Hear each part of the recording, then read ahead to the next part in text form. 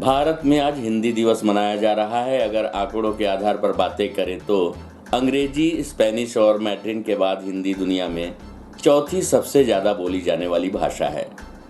सिर्फ भारत ही नहीं, हिंदी बोलने और लिखने वाले लोग इस वक्त फिजी से लेकर नेपाल और दक्षिण अफ्रीका तक मिल जाएंगे। हम आपको बता दें कि हिंदी भाषियों का बड़ा जमावड़ा भारत में ही है, वो भी अधिकतर आबादी उत्तर भारत में ही बसी है। आखिरी जनगणना के डाटा को आधार बनाएं तो देश में करीब 43.63% जनता की पहली भाषा हिंदी पाई गई। यानी आज से 10 साल पहले देश के 125 करोड़ लोगों में से 53 करोड़ लोग हिंदी को ही मातृभाषा मानते थे। भारत में हिंदी भाषा बोलने वालों की संख्या बढ़ी है, बाकियों की घटी है। मज़ेदार बात यह है कि इस जनगणना के आंकड़ों में ये साफ हुआ था कि 1971 से 2011 के बीच हिंदी बोलने वालों की संख्या में 6% का इजाफा हुआ था, जबकि बाकी सभी भाषाओं को जानने वालों की संख्या में काफ़ी गिरावट दर्ज की गई है। यानी हर दशक में हिंदी जानने वालों की संख्या औसतन 1.5% की दर से बढ़ी है। आपको बता दें कि हिंदी सभी लोगों को आसानी से समझ में आने वाली भाषा है। हिंदुस्तान से ही हिंदी शब्द की उत्पत्ति हुई थी और आज देश के एक बड़े हिस्से में इस भाषा का इस्तेमाल लोग करते हैं। पुराने ज़माने में देश का साहित्य ब्रज भाषा में लिखा जाता था, जिसके बाद एक ऐसी भाषा को बढ़ावा देने का प्रयास किया गया जो आसानी से सभी के समझ में आ जाए। आपको बता दें कि गुण महाविद्यालय की पूर्व प्राचार्य एवं सेवानिवृत्त हिंदी प्राध्यापिका प्रतिभा चतुर्वेदी कहती हैं कि भारतेंदु हरिश्चंद्र के समय हिंदी को बढ़ावा देने के लिए काफ़ी प्रयास किया गया। उन्होंने हिंदी, हिंदू, हिंदुस्तान का नारा दिया। उसके बाद सभी कहानियाँ, उपन्यास हिंदी भाषा में लिखे जाने लगे। पूर्व में हिंदी में सबसे ज़्यादा संस्कृत के शब्दों का इस्तेमाल होता था और बड़े पैमाने में संस्कृत के शब्द इसमें शामिल थे, लेकिन भारत में विदेशी आए और वे सत्ता में काबिज हो गए। फलस्वरूप भाषा में संस्कृत शब्दों का इस्तेमाल कम हो गया और वे उर्दू, अंग्रेजी, फारसी के शब्दों का चलन तेजी से बढ़ने लगा। ये शब्द आज भी हिंदी में उपयोग किए जाते हैं। हिंदी एक ऐसी भाषा है जिसमें सबको समाहित करने की शक्ति है। हिंदी भले ही हिंदुस्तान की भाषा है और इसका प्रचार प्रसार आज पूरे विश्व में हो चुका है। हिंदी दिवस हम लोग इसलिए मनाते हैं कि हमारा प्रेम, हिंदी के प्रति हमारा जो प्रेम है वो पुनर्जीवित होता जाए। हिंदी के प्रति हमारी उपेक्षा न होने पाए और हम हर बार लोगों को जागृत करते रहें कि हमारी राष्ट्रभाषा हिंदी है और इसके प्रति इस आदर का भाव होना चाहिए। पुरानी हिंदी और नई हिंदी में क्या फ़र्क देखते हैं पहले की? पुरानी हिंदी संस्कृत निष्ठ थी और धीरे धीरे इसमें संस्कृत के शब्दों का अभाव होता गया और सामान्य शब्दों का प्रयोग अधिक होने लगा ताकि सर्वजन के लिए हिंदी सरल और सुलभ हो सके। इसका जो रीज़न किसे मानती हैं जो ये बदलाव आया है पुरानी हिंदी से लेकर नई हिंदी में आज की?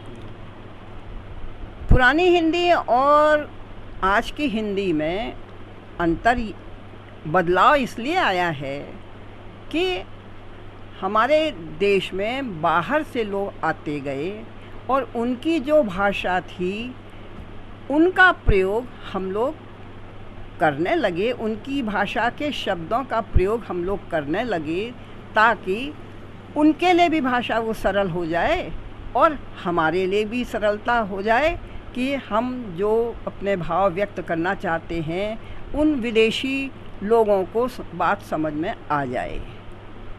वहीं जब हिंदी के संबंध में प्राध्यापिका प्रतिभा चतुर्वेदी से पूछा गया कि वर्तमान में हिंदी को राष्ट्रभाषा का दर्जा देना आवश्यक है, तो उन्होंने कहा कि एक हिंदुस्तानी होने के नाते ये हमारा कर्तव्य है कि हम हिंदी को राष्ट्रभाषा बनाने का प्रयास करें।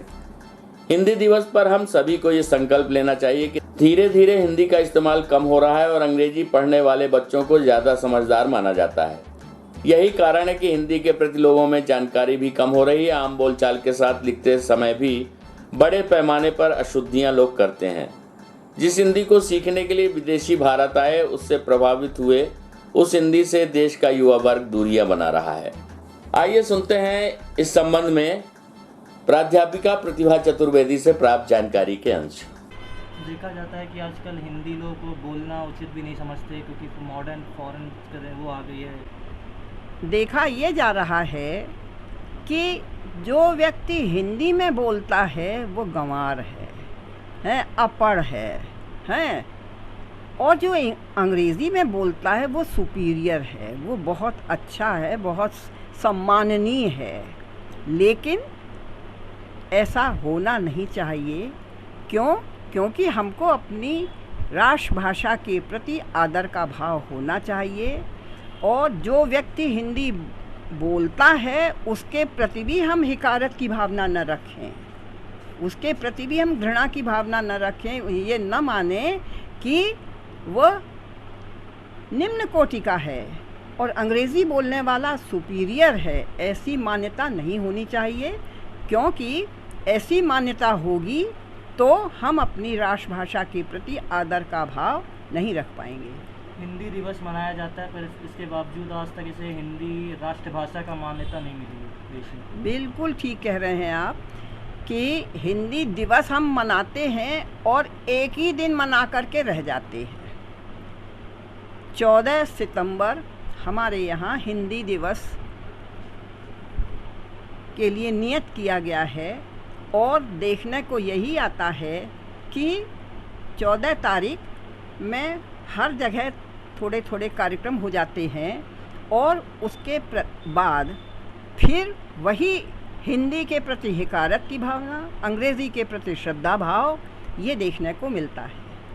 क्या ज़रूरत है शासन को कि इसे और बढ़ावा दिया जाए, जिससे इसकी पहचान बनी रहे? शासन तो कहता है, शासन कहता है कि अधिक से अधिक हिंदी में कार्य किए जाएं, विभागों में अधिक से अधिक काम हिंदी में किया जाए, और ये दिखाया जाए कि हमारा हिंदी के प्रति लगाव है। लेकिन फिर भी ऐसा हो नहीं पा रहा है। कहीं लोग कह देते हैं कि मशीनें हिंदी में हैं ही नहीं, कहीं लोग कह देते हैं टाइपराइटर जो है इंग्लिश वाला है, तो हम टाइप करें तो हिंदी में करें तो करें कैसे। तो लोग बाग अपना श्रद्धा भाव अंग्रेज़ी के प्रति दिखाते हुए दूसरी कमियों की तरफ ध्यान दिला देते हैं, और शासन की जो मर्ज़ी है, शासन की जो भावना है, उसको क्रियान्वित नहीं होने देते हैं।